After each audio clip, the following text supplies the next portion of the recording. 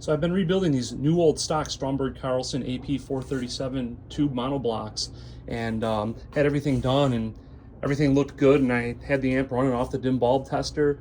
Thought it was all done, and all of a sudden the breaker trips on the amp and it shuts off. Couldn't figure out what was going on. I took the rectifier out, turned it back on so I could check my bias, make sure that was happy, and I noticed there was no bias voltage, and I couldn't figure it out for the life of me.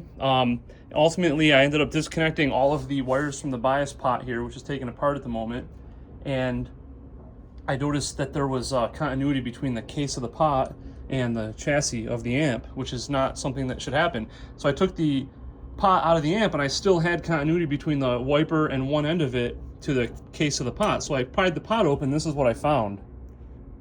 Those are tin whiskers, and they were shorting to the case of the pot and therefore the chassis ground, causing the loss of bias.